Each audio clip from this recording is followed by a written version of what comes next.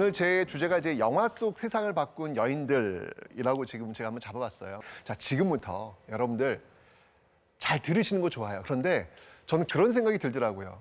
제가 지금부터 이야기하는 역사적 인물들의 삶을 이야기할 때 마치 그 쇼윈도 속에 있는 어떤 물건들을 전시하는 그 사람들의 일생을 이렇게 쳐다보는 그런 모습으로만 바라보진 않았으면 좋겠다라는 생각이 들어요. 왜냐하면 그건 그 시대를 치열하게 살아왔던 사람들에 대한 예의는 아니다. 직접 그들이 한번 되어보자는 거예요. 그들이 되어서 한번 그 모습을 한번 스스로 한번 느껴보자라는 이야기를 제가 드리고 싶습니다. 오늘 제가 여러분들한테 소개시킬 분들은요. 들어보셨을지 모르겠네요. 남자현. 들어보셨나요? 아니요. 안 들어보셨어요? 좋습니다. 현계옥. 들어보셨나요? 아니요. 좋습니다. 나혜석. 들어보셨나요? 어허, 나혜석. 요분은 좀 이렇게 들어본 기억이 있는 것 같은데 앞에 있는 남자현, 현계옥은 네. 그래요. 우리 참 유관순에게 굉장히 익숙해 있는 어떤 그런 부분들이 있는 것 같은데 우선 제가 영화 속 세상을 바꾼 여인들이라고 했으니까 영화를 한번 짧게 한번 보여드릴 거예요. 근데 사실 아마 이 영화 보시면 저거 봤던 건데? 라는 아마 생각들을 아마 하시게 될 겁니다. 그 속에 나오는 어떤 여인이 바로 남자연과 굉장히 연결고리를 갖출 수 있는 어떤 그런 모습들이거든요. 전 어디로 갑니까? 경성. 한 영화를 통해 그동안 묻혀있던 항일운동 지사들이 재조명받았다. 남자연 지사도 그들 중 한 사람이었다. 알려줘야지. 우린 계속 싸우고 있다고.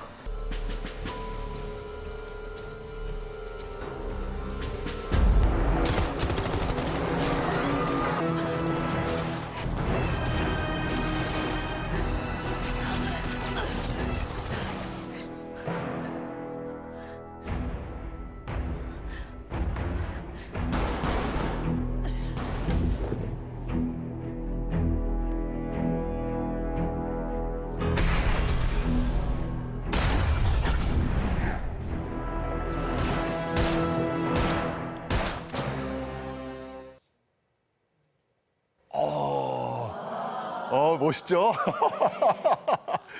이 영화 보신 분 안 계세요? 이 영화 바로 암살이라는 영화예요. 천만 영화였잖아요. 암살이라는 영화였는데 여기에 이 전지현 씨가 역할을 했던 이 모습을 보면서 혹시 일제강점기에 이분과 연결되는 거 아니야? 라고 해서 굉장히 많이 회자가 되었던 분이 계세요. 이분이 바로 여기 남자현. 네, 이 남자연 이분은요 어디 출신이냐면 그 안동 출신이세요. 네. 혹시 고향이 안동이신 분? 이게 뭐 안동하면 왜 진짜 그 양반들이 모여 있는 그런 곳을 딱 떠올리잖아요. 남자연 역시 마찬가지로 그 안동 사대부 집안의 딸입니다. 소위 그 뼈대 있는 가문. 네, 그 딸이라는 이야기죠. 근데 이 남자연이 어디로 시집을 가냐면 역시 마찬가지로 사대부 집안으로 시집을 가요. 그러니까 정말 이 뼛속까지 정말 그 유교의 그 DNA가 흐르고 있는 그 여성이 바로 이 남자연이었다라고 볼 수 있을 텐데 중요한 건 뭐냐면 이 남자연이 그 남편이요 일찍 돌아가세요. 어떤 사건을 계기로 돌아가시냐면 을미의병에 참여했다가 돌아가시는데 을미의병이 왜 일어났냐면 정말 가슴 아픈 사건이었죠. 그 명성황후 시해 사건 아세요? 네. 그 을미사변 있잖아요. 을미사변. 그죠? 일본의 그 낭인들이 칼 들고 와가지고 우리 국모를 시해했던 그 아픈 사건 있잖아요. 거기에 저항하는 의병들이 바로 을미의병이었는데 그 을미의병의 이 남편이 참여했다가 여기서 돌아가십니다. 이렇게 남편을 잃은 이 남자애는요 느낀 거죠. 네, 기필코 남편에 대한 복수를 하고 말리라. 일본에 대한 어떤 그 저항의식이 바로 여기서부터 출발하게 되는 거예요. 근데 문제는 뭐냐면 지금 남편이 일찍 돌아가셨잖아요. 그러니까 생계 유지를 자기가 다 책임져야 되는 거예요. 게다가 시아버지, 시어머니까지 모시고 있는 어떤 그런 상황에서 그래서 직접 그 양잠을 합니다. 왜 누에 이렇게 해가지고 하는 거 있잖아요. 그 양잠을 해가지고 명주를 직접 뽑아가지고 직접 생계를 유지하면서 그 자신의 그 자식들 다 키워내는 정말 어머니로서 그리고 며느리로서 최선을 다하는 그런 모습을 보여줘가지고 그 마을에서 효부상. 그러니까 우리가 생각하는 그 현모양처의 전형적인 모습들을 보여주고 있는 이분이 바로 남자현이라는 분이었습니다. 이분은요, 두 가지 어떤 그 생각을 가지고 있었던 것 같아요. 자기의 어렸을 때 남편을 잃게 된 원인이 일본이었고, 그리고 또 나라까지 잃어버렸으니 일본을 향해서 무언가를 나도 해야 되겠다라는 그런 마음가짐을 가지게 되었던 것 같습니다. 그러면서 이제 서울로 올라왔는데 이때 어떤 일이 터졌냐면 바로 1919년 뭔가요? 3.1운동. 오늘이 무슨 날이에요? 3.1운동이잖아요. 이 3.1운동이 터지게 됩니다. 이 3.1운동은 이 남자연에게 굉장히 중요한 인생의 어떤 그 전환점이 되는 어떤 그런 사건으로 적용하게 되는데, 이때 이 남자연이 이 독립선언서 있잖아요. 이 서울에서 이 독립선언서를 막 나눠주면서 적극적으로 이 3.1운동에 뛰어드는 그런 모습들이 나와요. 근데 우리 3.1운동 하면 딱 떠오르는 여성 누가 있나요? 그렇죠. 여기 유관순 있잖아요. 그죠? 3.1운동 하면은 참 이렇게 대한독립 만세를 외쳤던 이 유관순이 일단 떠오릅니다. 그죠? 근데 이때 유관순은 10대였고요. 아까 이야기했던 그 남자연은 이미 40대. 예, 40대로 접어든 그런 나이였거든요. 이게 한번 생각을 한번 해보는 거예요. 3.1운동 때 남자연, 유관순이 함께 이곳 서울에 있었다. 그러면 같이 이 종로거리를 같이 걸어갈 수도 있었겠구나. 서로 얼굴은 모르지만 같이 어떻게 보면 손잡고 갈 수도 있었겠구나. 또 한 번 상상을 하면 이 남자의 독립선언서를 이게 배포를 하잖아요. 나눠주는데 사실 유관순이 서울에서 독립운동하다가 자신의 고향 천안으로 내려가거든요. 그때 독립선언서를 몰래 숨겨갖고 내려간단 말이죠. 그 받았던 독립선언서가 아마 또 이 남자연, 이분이 또 건네준 것은 아니었을까. 뭐 이런 어떤 역사 상상력을 많이 해보는 거예요. 그 같은 시대에 살았던 어떤 그런 인물이었는데, 남자연이라는 이 분께서 이 3.1운동을 기점으로 해가지고 굉장히 적극적으로 그 항일운동에 뛰어들게 되는 모습을 보이게 됩니다. 3.1운동 이후에요, 남자연 이분이 어디로 가시냐면 압록강을 건너서요, 만주로 갑니다. 이 만주에 뭐가 있었냐면요, 바로 독립군들이 있었습니다. 많은 이야기들이 있어요. 이 독립군들이 싸우다가 남자연 집으로 이렇게 들어온 것 같아요. 예, 이동을 해야 되니까. 근데 한 10명 정도가 들어왔는데 장소가 너무 비좁은 거예요. 10명을 다 이렇게 묵기에는. 그래서 그 마을의 이장 집으로 데려가요. 데려가서 이장한테 부탁을 한 거죠. 이거 좀 이렇게 좀 잘 좀 어떻게 좀 이렇게 해달라고. 근데 이장이 왜 그랬을까요? 예, 그렇죠. 왜냐면 이 독립군들을 숨겨줬다가는 나중에 이게 또 이게 혼날 수 있으니까 손살을 치는 거예요. 그때 이 남자연이 대단합니다. 뭐라고 얘기를 하냐면, 이보시오, 이 사람들이 지금 누구를 위해 싸우는지 아시오? 바로 당신과 나를 위해 싸우는 것 아니오. 그런데 우리가 이 사람들을 케어해주지 않으면, 보호해주지 않으면 보호해주지 않으면 어떡하겠소? 라는 이야기를 하게 됩니다. 그래서 이장이 이제 남자의 얘기를 듣고 뭐 추상같이 막 그냥 얘기를 하니까 알겠어 라고 해서 이제 독립군들을 뜨뜻한 안방으로 들어오라고 하는데, 이때 남자연 이분께서 어떻게 하냐면, 잠깐 스톱! 차가운 독을 좀 가져오시오. 큰 거기다가 차가운 물을 담은 그 독을 좀 가져오시오 라고 하는 거예요. 그리고 이게 거기다 찬물을 딱 부은 다음에 쭉 그 독에다가 독립군들을 여기 들어가라고 하는 거예요. 아니, 그러니까 독립군들 당한 거죠. 왜요? 근데 그때가 굉장히 추운 겨울이었고요. 이 독립군들이 어디 꽝꽝 몸이 언 상태였어요. 거의 동상 직전까지 가고 있는 그런 상황이었거든요. 근데 그때 갑자기 따뜻한 방으로 들어가 버리면 몸이 다칠 수가 있어요. 그래서 이 남자연 이분께서 이 차가운 독에 일단 들어가서 몸을 서서히 녹여야 된다 라고 해가지고 여기 들어가가지고 남자연 그분께서 이제 독립군들 아들가 될 거 아니에요. 그죠? 이렇게 딱 몸을 닦여주면서 고맙다고, 감사하다고, 우리 잘 될 거라고 막 이런 얘기를 해줘요. 그러니까 독립군들이 이 몸 닦이면서 눈물을 흘리는 거예요. 너무너무 고마워가지고.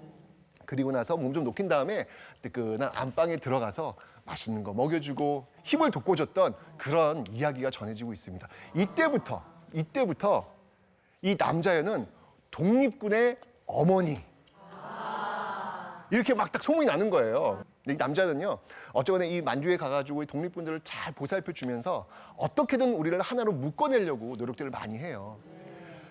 그 과정에서 정말 중요한 순간순간마다 정말 깜짝깜짝 놀라는 정말 대단한 일들을 하시는데요. 이분이요, 이 손가락을 베어가지고 혈서를 무려 3번이나 쓰십니다. 여러분들 사실은 이 손가락 하면 누가 떠오르시나요? 안중근. 그죠? 안중근 왜 단지동맹 해가지고 이게 떠오르잖아요. 근데 사실은 이게 안중근만이 아니라 바로 남자현 역시 마찬가지로 네, 이렇게 적극적인 어떤 모습을 보였다는 거예요. 그래서 여자 안중근이라고 소문이 날 정도였어요. 1920년 8월 29일, 즉 1910년 8월 29일이 경술 국치일이거든요. 나라를 잃어버린 날이에요. 8월 29일이. 그러니까 같은 8월 안에 광복절과 나라를 잃어버린 날이 다 같이 있는 거예요. 그 8월 29일, 그러니까 10년째가 되는 거 아닙니까, 지금.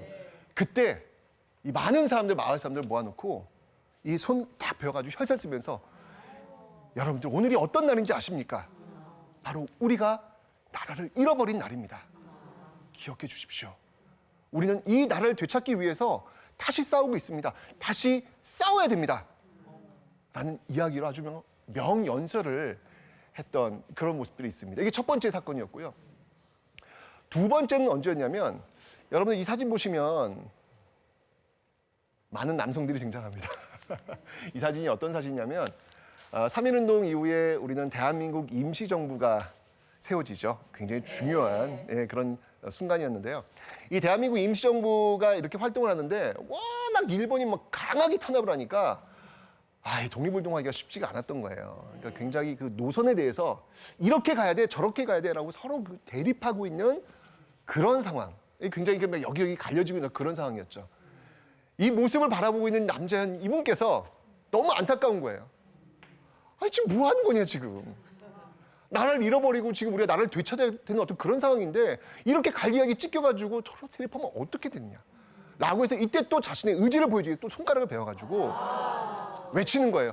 제발 좀 싸우지 말고 하나가 되어서 우리나라를 되찾도록 합시다. 라는 호소하는 모습을 이 남자현 이분이 보입니다. 세 번째는 또 어떤 사건이었냐면 1930년대에 가면요. 일제가 진짜 그 시기엔 정말 그냥 계속해서 팽창하는 어떤 그런 시기였거든요. 31년에 만주사변을 일으켜요.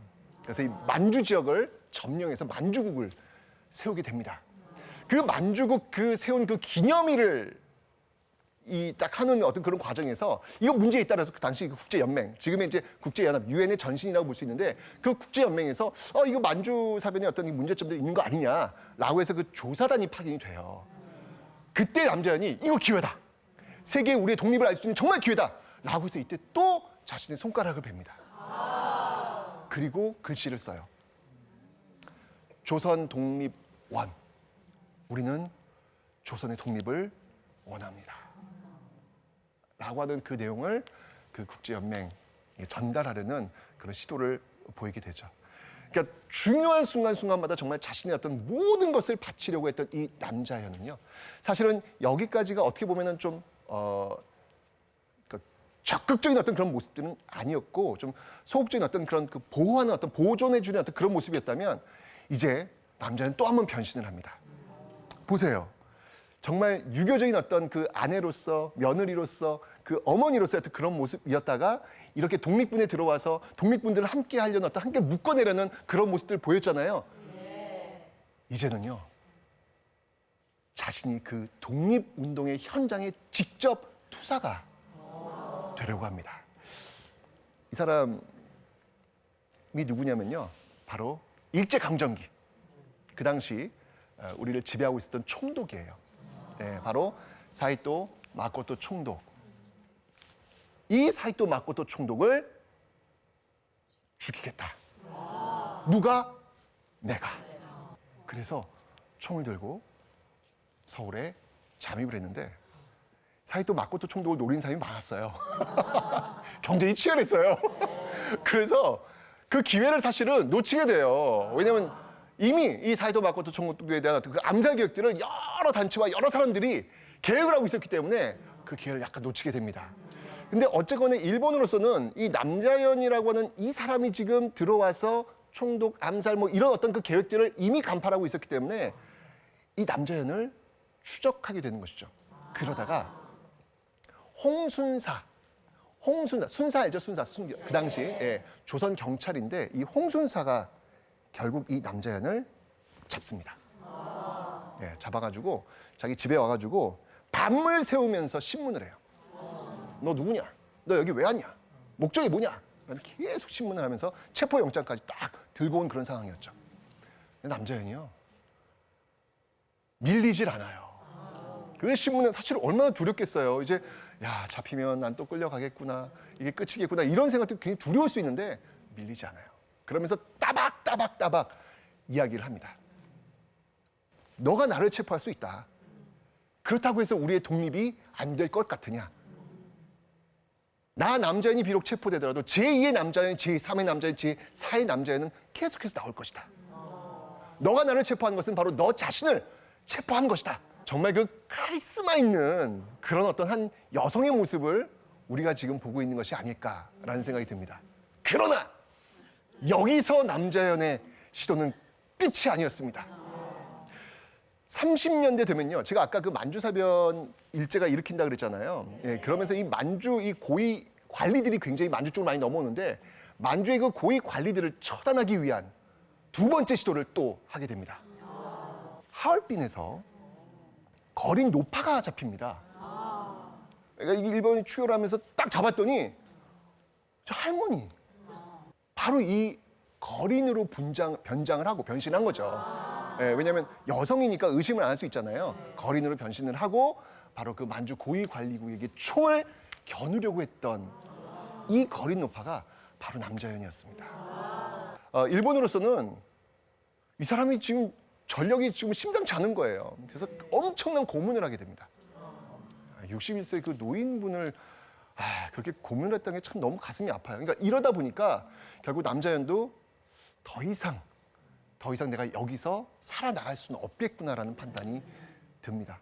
그래서 그때는 그러면 일본에 의해서 내가 죽느니 내 스스로 죽겠다. 라고 해서 단식투쟁을 시작을 해요. 단식투쟁을 하면서 그 영양실조와 정말 기력이 쇠하던 과정 속에서 결국 일본이 뭐야, 우리도 죽겠다 야. 라고 해서 그냥 너 나가라 야. 해서 그냥 내보냅니다. 내보냈는데 지금 누워있는 분 보이시죠? 이분이 바로 남자연 이분이신데 나왔지만 몸이 너무 쇠약해져가지고 더 이상 버틸 수가 없으셨던 거예요. 그래서 결국은 돌아가시는데 그때 아들을 불러가지고요. 이 돈을 한 250원 돈을 당시 지금 돈으로 환산하면 1,200만 원 돈 되는데 이 돈을 주면서 이런 얘기를 해요. 이 돈은 내가 가지고 있는 전부다. 이 전부를 나중에 우리나라가 독립되면 독립 축하금으로 보태줬으면 좋겠다. 라고 해서 그걸 다 내놓습니다. 결국 이 돈은요 나중에 광복되고 나서 실제 3.1운동 그 기념식장에서 광복 직후에 김구, 이승만 당시 그 지도자들에게 전달이 되었다고 하죠. 근데 저는 여기서 정말 더 놀랬던 건 뭐냐면 이때가 지금 돌아가신 때가 1933년이세요. 이 1933년은요 일본이 정말 잘 나갈 때예요. 만주사변 일으켜가지고 막 영토를 막 확장하는 그런 어떤 모습도 정말 잘 나가는 때예요. 이 시기에 많은 지식인들이 변절합니다. 그 당시 그 지식인들은 느꼈던 것이죠. 더 이상 이 조선은 독립이 안 되겠다. 왜? 일본이 너무 잘 나가니까. 일본이 다 식민지로 하고 있으니까 안 되겠다. 변절자가 너무나도 많아지는 상황이 바로 이 시점이었어요. 그런데 이때 남자연은 자신이 모은 돈 다 내놓으면서 독립축하금이라는 명목으로 이 돈을 내놨다는 게 뭐냐면 우리가 독립될 수 있다는 그 믿음을 이 여인은, 이 여성은 굳게 믿고 있었던 것이죠. 이분이 맨 마지막 그 유언은요 이런 거였어요. 이 사람이 그 살고 죽는 것은 이 먹는 데만 있는 게 아니다. 바로 그 정신에 있는 것이다. 우리의 독립은 정신에 있다.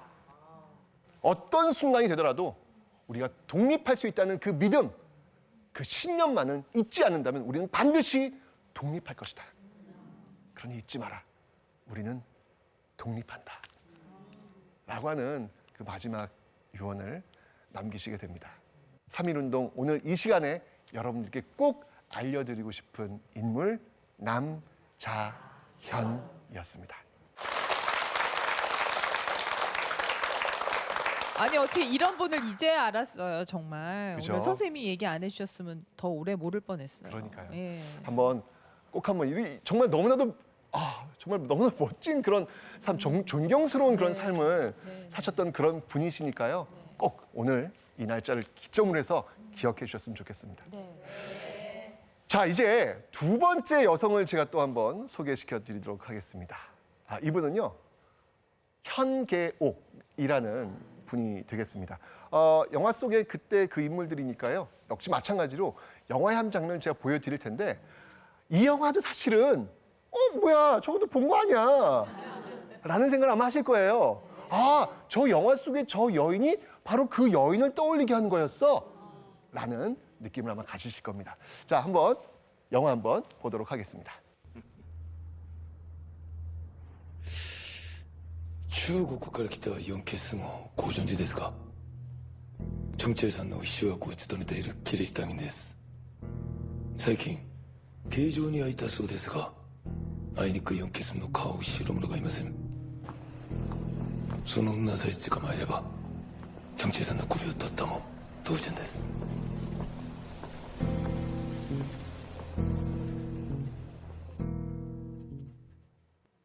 네, 바로 요 여인. 이게 의열단원들을 다루고 있는 그 영화였잖아요. 바로 여기에 등장했던 이 한지민 씨. 여기 이제 영화에는 연계순이라고 나와 있는데 연계순 이름이 좀 비슷하죠? 네, 현계옥. 개자가 들어가잖아요. 그죠? 현계옥은요. 기생입니다. 진짜 이 극과 극의 여성을 제가 지금 보여드리고 있죠, 지금. 그죠? 그런데요, 이 현계옥이 어떤 인물이냐면 얼굴 좀 보세요. 굉장히 곱죠. 예. 전통적인 어떤 그 여성 미인상을 지금 가지고 있는 어떤 그런 모습이 아닐까라는 생각이 드는데 한문의 조예가 깊고요. 그리고 춤과 가야금에 대적할 이가 없던 대구 출신이거든요. 대구의 명기. 현계옥을 따를 자는 없다. 그렇게 가야금을 잘 탔대요. 제가 그 현계옥의 가야금 타는 소리를 들려드릴까요? 있어요? 없어요. 아유 정말. 있으면 좋은데 없어요. 네, 놀랐어요. 깜짝 놀라셨죠? 네. 그래서 그 소리를 연상할 수 있는 가야금 소리를 한번 들어보도록 하겠습니다.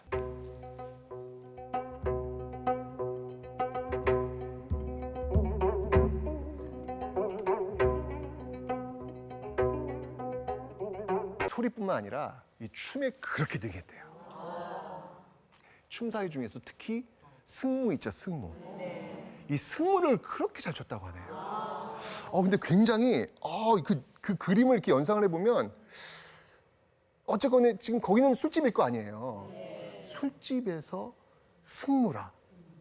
이 뭔가 굉장히 좀 이렇게 좀 자극적인 어떤 그런 모습들을 막 상상케 만드는 그런 그림이 아닌가라는 생각이 드는데 승무, 그 춤을 한번 제가 잠깐 보여드리고 한번 감상을 한번 해보시기 바랍니다.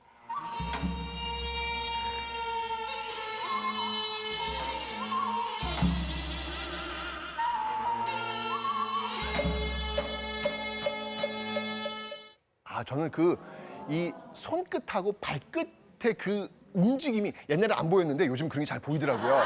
네. 이 현계옥에게 사랑이 다가왔습니다. 네. 이 대구 출신이에요. 역시 마찬가지 대구 출신인데 이 대구에 누군가가 방문을 해요. 그 사람이 누구냐면 바로 현정건이라는 인물입니다. 이분이 누구냐면 누구의 형이에요, 사실은. 사실은 이분도 좀 기억을 하시면 좋겠는데 잘 기억을 못 하시더라고요. 근데 이 사람은 이야기하면 진짜? 그러시더라고요. 혹시 이 소설 기억나세요? 운수 좋은 날. 그 운수 좋은 날 소설가 혹시 누군지 아세요? 이름 비슷한데. 현진건. 현진건. 이 현진건의 형이에요. 네, 형인데 이 현정건이 딱 대구에 왔는데 그래서 한번 대구의 그 명기 현계옥이 그렇게 유명하다니까 한번 방문했던 것 같아요. 현정건의 모습을 보고 현계옥이 fall in love. fall in love. 혹시 불꽃 튀는 사랑을 해보신 분? 아무도 안 계신가 봐요. 완전 불꽃 튀는 사랑에 그냥 푹 빠져 버리게 된 거죠. 이러면서 이 현계옥은요, 진짜 정말 눈에 뵈는 게 없나 봐요. 오로지 현정건만 바라보는 거예요. 근데 현정은 독립운동가니까 대구에 계속 머물 수가 없잖아요. 그래서 서울로 올라가니까 현계옥도 대구 다 때려치고 서울로 올라오게 됩니다. 내가 사랑하는 남자라면 어디든 따라갈 거야 라고 하면서 따라하는 그 모습. 그 서울에 왔을 때 서울에서 난리가 난 거예요. 와, 대구 명기 현계옥이 등장했다 라고 하면서 어떻게든 현계옥을 한번 술 한번 해보려고 난리가 난 거죠. 근데 현계옥은 이미 마음이 떴어요. 이제 자기가 오로지 사랑하는 남자 누구? 현정건. 그러니까 어느 돈 많은 전시성을 가진 한 남자가 이 현계옥한테 얘기를 하는 거예요. 아니 도대체 현정건이 뭐가 그렇게 좋아? 너 그거 알아? 너 현계옥, 너도 현씨지? 너 현씨지? 너 현정건 그렇게 좋아해? 너 그러면 이렇게 현씨랑 만나면 뭐가 되는지 알아? 이게 돼, 이게. 이게 뭐냐면 이게 거물년이잖아요. 거물년 2개 물으면 더 검어진다. 야, 더 안 좋아져야. 이런 거 하지 마. 나랑 좀 만나자. 야, 나 돈 많어. 라고 얘기를 하는 거예요. 그때 이 현계옥이 이분 대단한 분이에요. 제가 아까 한문의 조예가 깊다 그랬잖아요. 그 전시 청년한테 이런 얘기를 합니다. 그렇습니까? 그러면 현 씨와 전 씨가 만나면 무엇이 되는지 아시오? 현 씨와 전 씨가 만나면 가축이 되는 것이오. 이게 가축 축자거든요. 짐승이 되는 것이오. 현 씨가 만나서 더 검어진다면 현 씨와 전 씨가 만나면 내가 짐승이 되고 싶소? 야, 이거 꼼짝을 못하면서 물러났다는 어떤 그런 이야기가 있습니다. 그런데 이 서울로 올라와 있는 현계옥 이 시점에 아까 이야기했죠? 3.1운동이 또 터지게 됩니다. 이 현계옥이 3.1운동에 참여했을지 안 했을지는 기록이 없어요. 다만 3.1운동 때 서울 지역에서도 이 기생들이 굉장히 많이 참여를 하고 있거든요. 추측컨대 현계옥도 역시 그 3.1운동의 현장에 있지 않았을까라는 생각이 들어요. 왜냐하면 자기가 너무 사랑하는 남자가 뭐 하는 사람이에요? 독립운동가잖아요. 독립운동가니까 아무래도 영향을 받을 수밖에 없겠죠. 그 이후의 행보를 봐도 저는 추측컨대 현계옥도 역시 3.1운동에 참여했을 것이다 라는 생각이 들어요. 그러면 또 한 번 상상해 보는 거예요. 그 종로 한복판에 그 남자현과 유관순과 현계옥이 함께 있었을 수도 있겠구나 라는 어떤 그런 생각이 들더라고요. 그 3.1운동이 딱 시작되고 끝나는 그 과정에서 서울에 있었던 이 현계옥은 종족을 감춥니다. 어디로 갔을까요? 이 현계옥은 그가 사랑하는 남자, 바로 현정건이 있는 곳으로 가버린 거예요. 그 현정건이 어디 있었냐면 만주 쪽, 상하이 쪽, 이제 독립운동가니까 왔다 갔다 하잖아요. 그 현정건을 찾아간 거예요. 가면서 결심을 합니다. 내가 이제 한 여성으로서가 아니라 바로 동지로서 현정건과 함께 하겠다.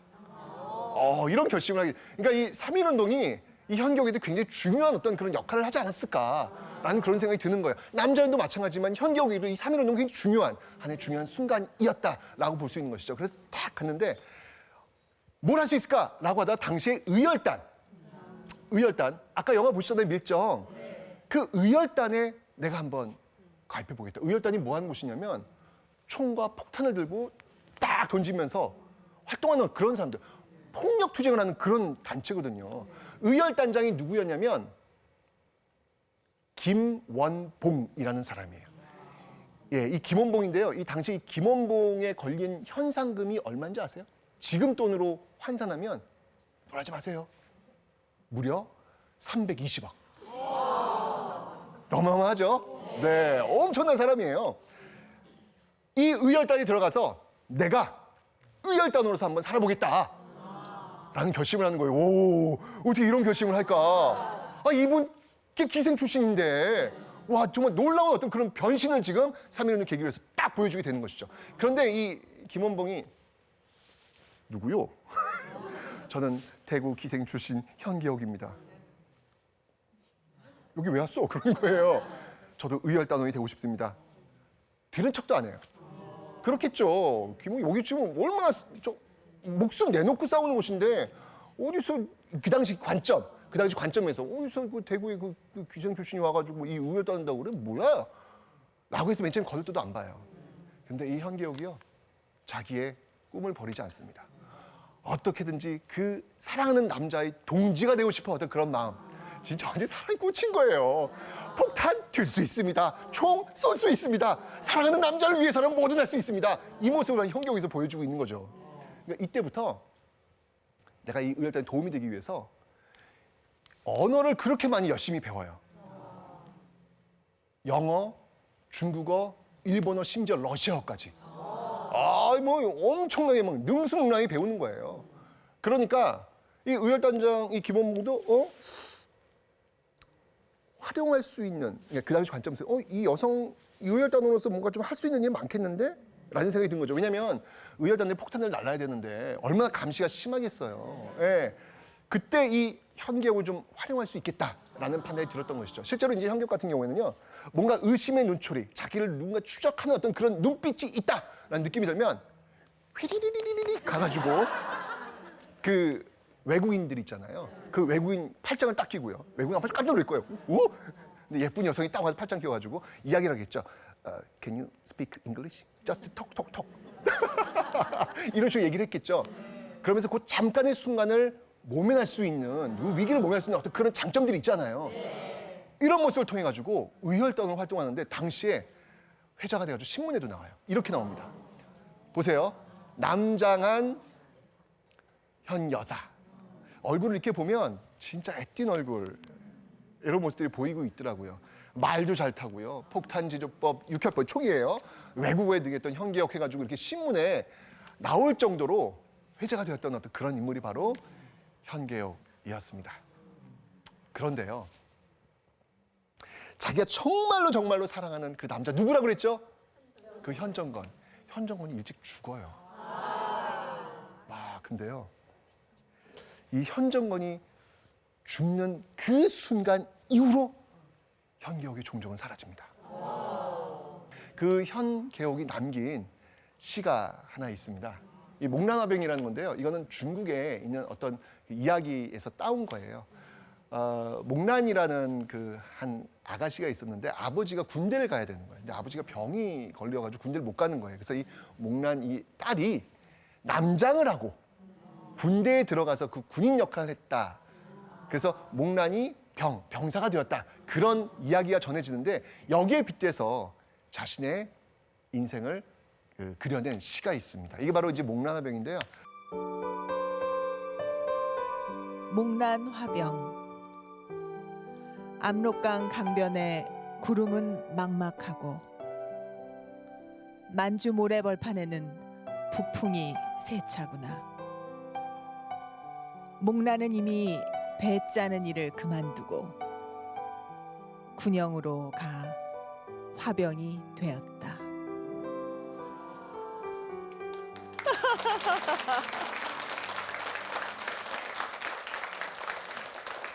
약간 군기를 조금 넣었어요.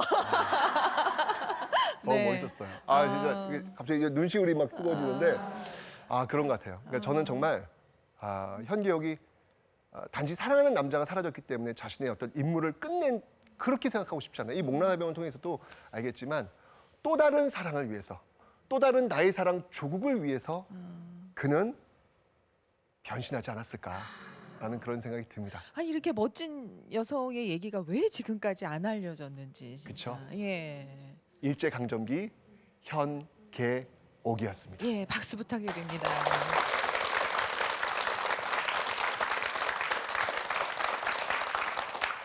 자, 이제 오늘 제가 마지막으로 들려드릴 한 여성이 있습니다.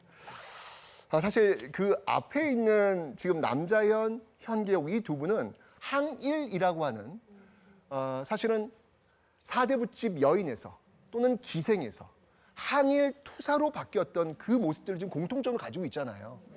그 어떤 분기점이 3.1운동이라 제가 설명을 드렸죠. 지금 설명드릴 이분은 그 둘의 그 궤적과는 좀 다른 어떻게 보면 좀 굉장히 놀랍고 충격적인 그런 모습들을 보이게 될 겁니다. 바로 이 나혜석을 그린 영화였어요. 제가 영화를 좀 보여드리려고 했는데 이게 너무 오래된 영화라 필름이 없어요. 제가 못 찾겠더라고요. 도저히 어디서 구할 수가 없더라고요, 제가요. 그래서 일단 그 포스터로 제가 이 개인이 구하는 건 참 어려운 것 같아요.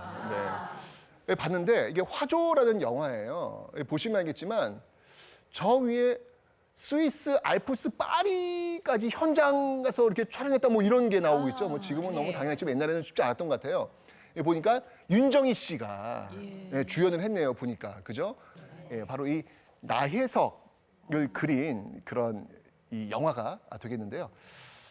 자, 한번 얼굴 한번 보시죠. 이 나혜석 이분은요, 그냥 삶 자체가 한국 여성 최초. 그러니까 그가 움직이면 다 한국 여성 최초.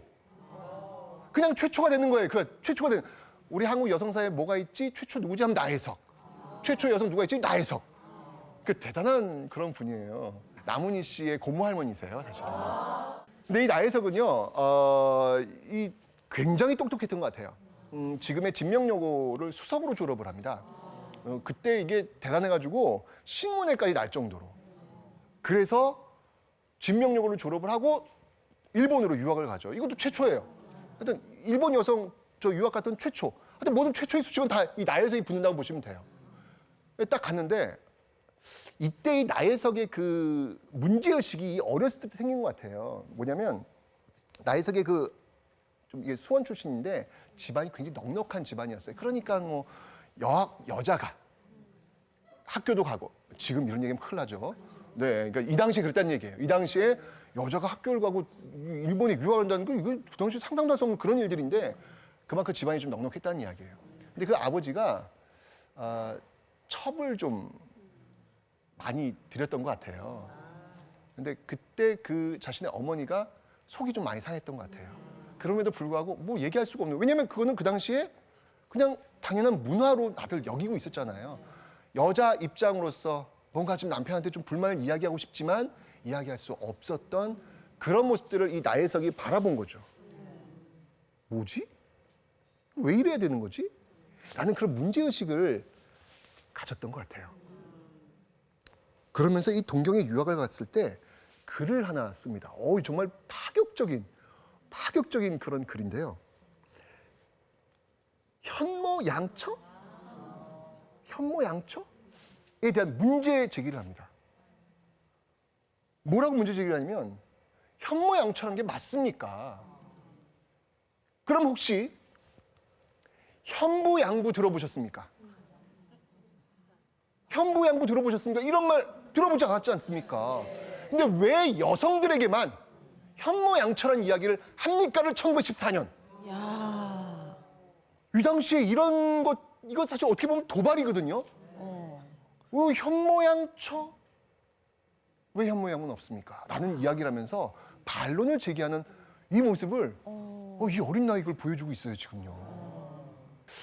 이 유학 시절에 또 글을 하나 남긴 게 있어요. 어떤 글을 남겼냐면 이런 글을 남깁니다. K 언니 편지 글식으로 쓴 거예요. 왜 여성들은 여성 교육 운동가가 나올 수 없느냐? 큰 여성 교육 운동가도 여성도 나올 수 있는 것 아니냐? 왜 여성은 없고 남성들만 교육 운동가가 있느냐? 라고 하면서 K 언니 우리도 어서 공부해 가지고 사업합시다. 이 사업은 교육 운동 이런 거 우리도 합시다. 라는 이야기.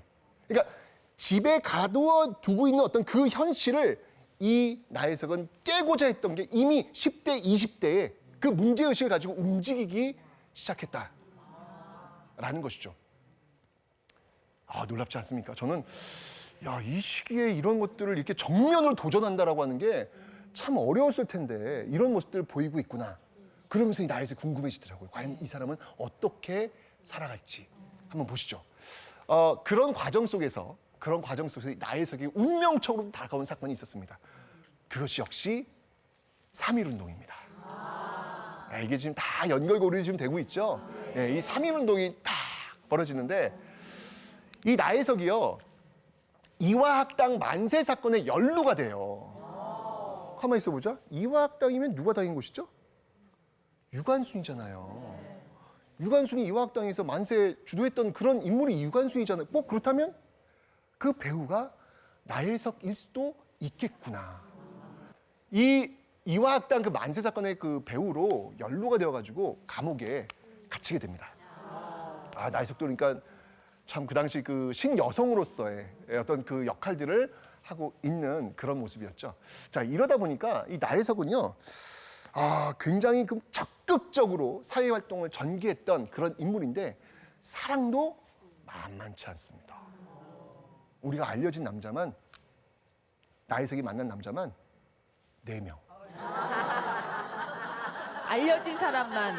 네. 제가 지금부터 그 남자들을 좀 소개를 시켜드리도록 하겠습니다. 오, 나혜석의 첫사랑 최승구입니다. 잘생겼습니다. 저랑 닮지 않았나요? 나혜석의 첫사랑 최승구인데요. 혹시 첫사랑에 대한 추억이 있으신가요? 첫사랑에 대한 추억. 첫사랑에 대한 추억이 있으신가요? 없으세요? 첫사랑이 곧 지금의 남편이신가요? 왜 이래? 이러면 안 되지. 진짜. 이게 또 이 카메라 잡힌다고 또. 다 이야기하지 않는, 말하지 않는 첫사랑에 대한 이야기가 분명히 있으실 거예요. 예. 나혜석에게 이 최승구는 정말 특별했던 것 같아요. 예, 정말 특별했던 것 같은데, 이 최승구가 폐결핵으로 일찍 죽어요. 근데 그거 아세요? 예, 최승구는 이미 결혼을 한 남자예요. 예, 이미 결혼을 한 남자인데 이 일본 유학 시절에 사실은 이 최승구가 그 나혜석의 오빠의 친구거든요. 예, 그러다가 두 번째 남자를 만났는데 아마 이 남자는 아마 잘 아실 겁니다. 바로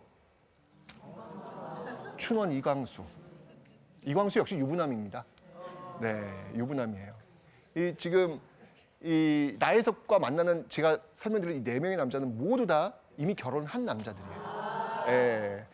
이 춘원 이광수와 또 이 사랑을 나눴던 그런 모습들 보이고 있는데 그럼에도 불구하고 이런 사실들을 다 알아요. 나혜석은 그러니까 이게 다니면 그게 다 그 기사거리예요. 나혜석은 다니면 다 기사거리이기 때문에 나혜석이 좋아했던 남자를 다 알아요.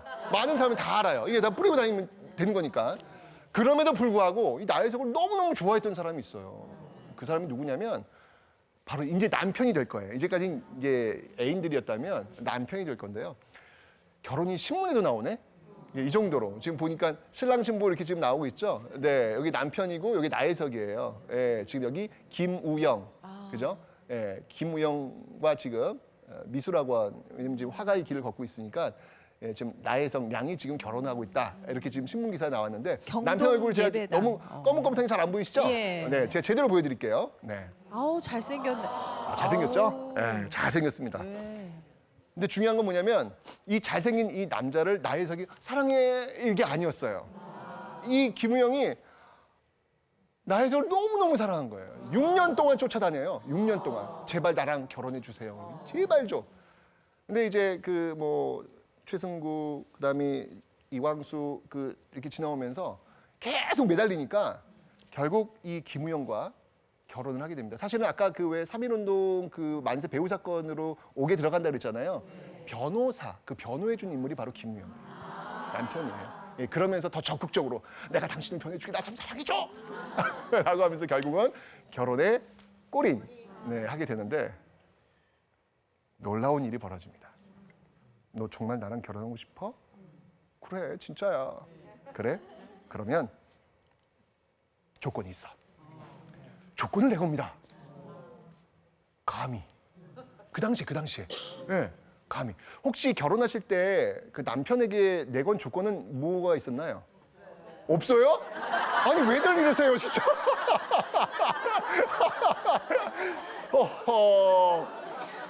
자, 하여튼 뭐 조건들이 아마 있으셨겠죠. 자, 어디 한번 그 나혜석의 결혼 조건을 한번 보도록 하겠습니다. 자, 첫 번째. 평생 지금처럼 사랑해 줄 것. 이거는 근데 뭐 이 정도는 이 정도 다 이 정도는 하죠. 그죠. 예. 뭐 이 정도는 뭐 누구나 다 할 수 있는 이야기들이잖아요. 두 번째 조건 한번 보도록 하겠습니다. 두 번째 조건. 자기 일에 그렇죠. 몰입하겠다는 그림 그리는 거 방해하지 말 것. 내가 그림 그려야 되는데 뭐 애를 키워야 된다, 뭐 뭘 해야 된다 이런 얘기하지 말라는 거예요. 오로지 내가 그림 그린 거에만 집중하게 해달라. 사실 이게 첫 번째 조건을 딱 남자 저한테 얘기를 하면 그거 염려하지 마. 걱정하지 마. 근데 두 번째 조건에 그림 그리는 거 방해하지 말라. 내 직업에 방해하지 말라라고 한다면 한참 생각한 다음에 알았어 라고 아마 생각할 것 같아요. 자, 세 번째 조건은 무엇일까요? 이제부터 놀라는 일들이 벌어집니다. 나혜석의 결혼 조건 세 번째 진짜 궁금하네요. 이겁니다. 최승구. 본인 첫사랑 묘지에 세워달라고. 아까 이야기했던 그 최승구. 그 첫사랑의 묘지에 비석을 세워줄 것. 신혼여행도 최승구가 있는 그 무덤이 있는 그곳으로 신혼여행을 가자고 그래요. 오마나 세상에. 이거를 나한테 얘기하면 나는 이제부터 고민이 될 것 같아. 이건 지금 첫사랑 못 잊고 있다는 얘기잖아요. 지금 그걸 노골적으로 남편한테 얘기하고 있는 거죠. 나 첫사랑 너무 좋거든. 나 잊지 못해. 너 그거 인정해야 돼라고 이야기하는 거예요. 이거 쉽지 않지 않습니까? 말을 꺼내기조차도 어려운데 이 당시에 이거 지금 아니에요. 지금도 사실 이런 얘기를 하면 쉽진 않잖아요. 이거 이 당시 지금 이런 얘기를 한 거예요. 더 충격적인 네 번째 조건. 놀라지 마세요. 네 번째 조건. 나혜석의 결혼 조건 네 번째 조건 발표합니다. 전처 딸 대박. 시어머니 전처 딸과 함께 살지 않도록 해줄 것. 야 이거 이야. 시어머니는 안 멈추겠다. 이 조건을 만약에 지금 내건다라고 했을 때도 사실은 이게 굉장히 그 결혼 과정 속에서 굉장히 티격태격하겠구나는 그런 생각이 들잖아요, 그죠? 이거 이 당시에 지금 이런 얘기를 하니까 이거 정말 쉬운 일이 아니란 말이죠. 그런데 뭐라고 하셨어요? 장가 안 간다고요? 네. 저도 지금 장가 안 갈 거예요라고 얘기를 하면 저는 이렇게 난리가 나기 때문에 그런 얘기 참 더 고민된다라는 표현으로 대체하겠습니다. 아니 진짜 쉽지 않은 표현인데 김우영이 너무 사랑했던 거예요, 나혜석. 다 오케이. 다 오케이. 너 하고 싶으면 다 해. 나랑 결혼만 해줘. 라고 해서 결혼을 하게 됩니다. 자, 이러면서 이 나혜석은요, 그림 세계에 푹 빠져들게 되죠. 정말 집중적으로 그림을 그릴 수 있는데, 이게 자화상이라는 그림인데, 자화상이다, 아니다, 다른 여인을 그린 것도 여러 가지 이야기는 있는데, 이렇게 보시면, 얼굴을 잘 보세요. 얼굴을 보시면, 밝은 표정인가요? 밝은 표정은 아니에요. 지금 머리 모양으로 봐서는 이 머리 모양을 봐서는 분명히 이렇게 말아 올렸기 때문에 신여성인 건 맞아요. 그죠? 예. 전통적인 여성은 아닌데 신여성의 어떤 표정 자체가 그렇게 밝고 유쾌한 모습은 아니다. 그러네. 이런 것들은 나혜석이 자신한테 심리 상태를 좀 보여주고 있는 것은 아닐까. 아니 이런 조건을 내걸고 살아간다는 게 그게 쉬운 게 아니거든요. 이건 진짜 하나하나가 다 도전이에요. 아무도 가보지 않은 길을 지금 던지고 있는 거잖아요. 그런 길을 가면서 얼마나 힘들었을까라고 하는 그런 생각. 그리고 톤 자체도 살짝 밝지가 않죠. 좀 어두운 그런 톤들을 많이 쓰고 있죠. 이런 모습들도 있고요. 그다음이 농촌 풍경. 굉장히 그 그림의 그 질감 자체 두꺼워요. 두껍고 좀 무거운 느낌들을 지금 그렇네. 주고 있구나. 저는 이 그림을 통해서 나혜석의 어떤 심리 상태를 좀 읽어낼 수 있으면 좋겠다는 생각이 들더라고요. 그리고 무희. 이 그림도 지금 사실은 왜 캉캉춤 알죠? 이게 다리 번쩍번쩍 딴 이거 있잖아요. 이거를 그린 거예요. 이것도 쉬운 게 아니죠. 이거 굉장히 도발적인 그림이잖아요. 이런 것들을 선뜻 그림을 그릴 수 있다는 것도 저는 굉장히 용기다라는 생각이 드는데 어쨌건 이 나혜석이 결혼하고 나서 이 그림 전시회를 열었을 때 정말 대박이 났습니다. 이 그림 전시들을 보려고요. 몇천 명이 몰려들었다 그래요. 진짜 이렇게 성공 가도를 달리고 있는 여리화가가 없을 정도로 엄청난 성공 가도를 달리고 있었죠. 근데 아까 이야기했던 그 남편 김우영 있잖아요. 이 김우영은 사실은 친일 관료의 길로 들어가요. 친일 관료의 길로 들어가는데 나혜석이 이 남편 친일 관료의 길로 들어가는 그 모습과 조금 더 다른 또 모습들 보입니다. 아까 여러분들 영화 보셨던 그 밀정 있잖아요. 그죠? 우리 저 옆에 있는 여인분 누구시라 그랬죠? 현계옥, 그죠? 영화였잖아요. 이 밀정 이게 어떤 영화였냐면 의열단원들이 폭탄 나르다가 일본한테 잡히는 사건이거든요. 예. 이와 관련된 사건의 그 의열단원들을 또 이 나혜석이 숨겨주고 보호해주는 그런 모습들을 보여요. 그러니까 나혜석은요, 적극적인 항일 투사는 아니에요. 가까이 하지도 않고 그렇다고도 외면하지도 않은 그런 어떤 모습들을 보이고 있다는 얘기죠. 사실 남편이 친일 관료의 길을 걷고 있는데 의열단원들을 숨겼다. 이것도 저는 또 다른 남편과는 좀 다른 생각을 갖고 있었구나라는 그런 생각이 들더라고요. 그리고 제가 그림 하나 더 보여드릴게요.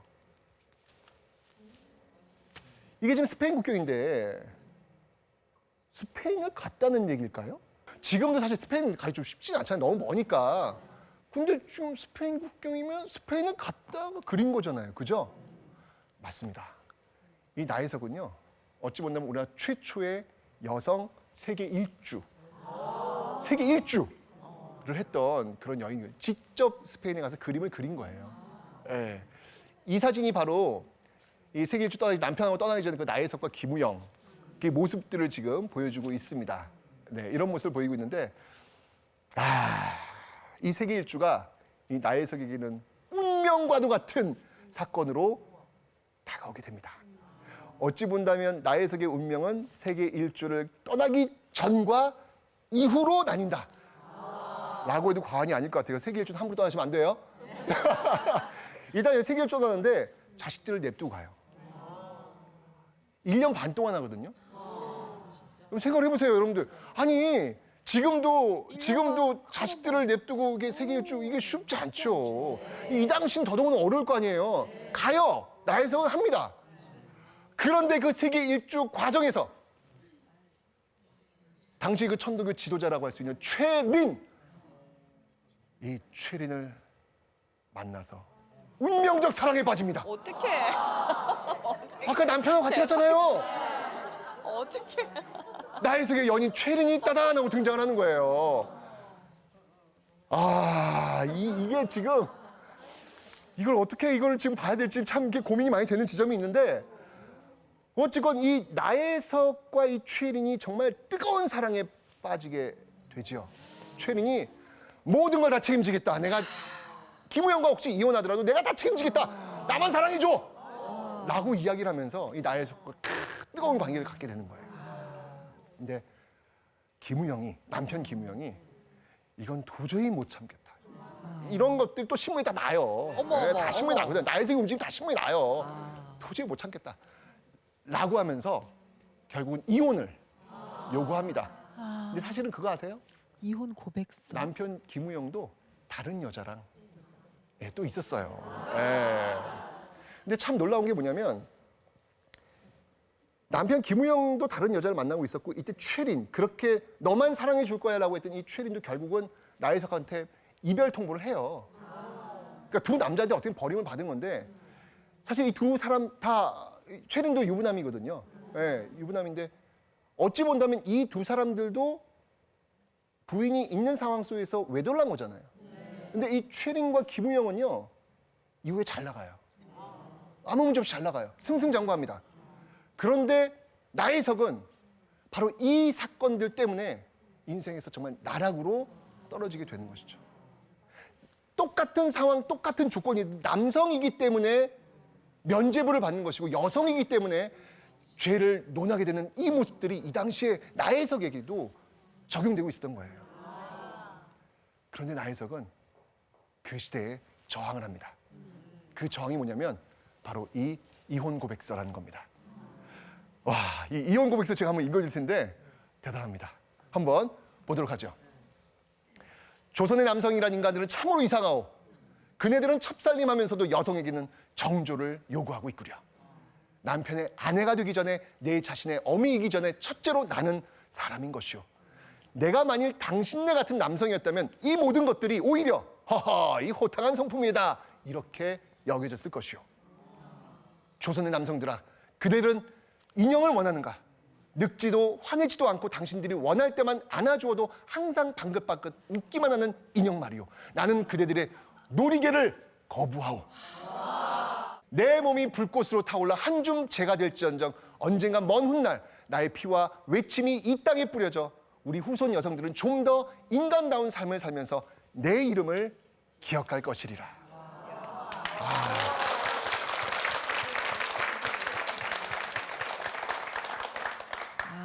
이 시대에 어떻게 이런 글을 쓸 수 있을까? 정말 그 시대의 어떤 그 억압 속에서 숨어갈 수 있는 상황이었잖아요. 그런데 이런 모습. 그리고 자신을 버린 또 한 남자가 있죠. 그 남자 누굽니까? 최린. 그 최린에게도 공격을 합니다. 바로 최린을 상대로 정조, 이게 미투예요. 이게 미투 운동의 효시라고 좀 보면 됩니다. 최린이 나를 겁탈했다. 이렇게 해서 시작된 것이다. 라고 하면서 정조율이 소송을 걸어요. 정말 이혼 고백서와 소송, 자신을 버렸던 그 남자들에 대해서 그저 어두운 곳에 숨어서 눈물 흘리고 있는 그 여성의 모습이 아니라 내가 그대들에게 요구한다 라고 하면서 글과 소송을 남겼던 인물이 바로 나혜석. 하지만 그 시대가 아마 지금 나혜석이 이런 모습을 보였더라면 우리는 위드유가 아마 있었을 것 같아요. 그 시대는 모든 남자 여자들이 다 나혜석을 뭐야 쟤 뭐야 예, 라고 하면서 이 나혜석의 그 그림 세계는요 더 이상 인정받지 못해요. 옛날에 결혼하자마자 그 수천 명이 모였던 전시회에 이제 꿈도 못 꾸는 거예요. 나혜석은 완전히 낙인 찍힌 그런 불륜의 여성으로 도저히 이 사회에 얼굴을 내밀지 못하는 그런 여성, 완전히 낙인 찍힌 그런 모습으로 살다가 결국 나이 53세, 본적 미상, 주소 미상, 차기 헌옷, 소지품 없음, 성명 나혜석. 무연고자.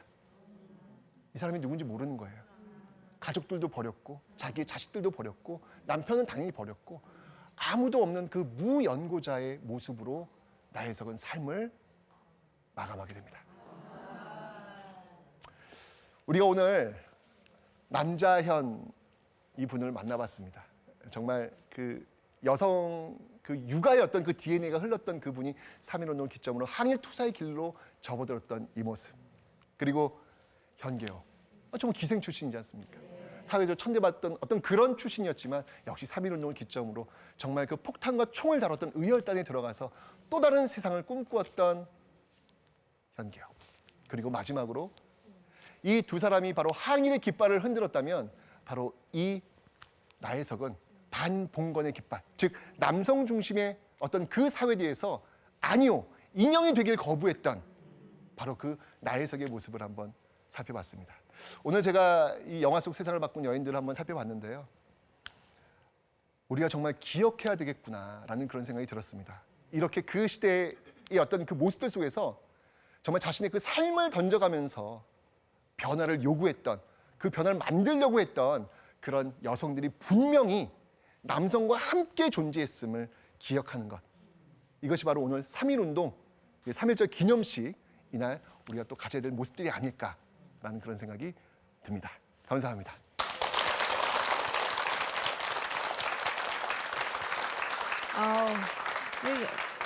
이 시대 관점에서 봐도 쉽지 않을 그럼요. 그런 용기가 있는 여성들. 그렇죠. 예. 오늘 2,000명 중에 3명 얘기해 주셨으니까 앞으로 계속 좀 많이 얘기해 주세요. 너무 많습니다. 네. 네. 질문 있으신 분 또 해주시죠. 소개해 주신 그 인물들 외에도 네. 한 2,000여 명의 여성 독립운동가가 계시다고 그랬잖아요. 네. 그런데 왜 우리는 유관순 누나만 알고 계실까요, 다들? 그렇죠. 오늘 사실 아까 제가 첫 질문에 남자연 혹시 아십니까? 모릅니다. 현계호 혹시 아십니까? 모릅니다. 나혜석 아나? 뭐 이렇게 오셨잖아요, 그죠? 그러니까요.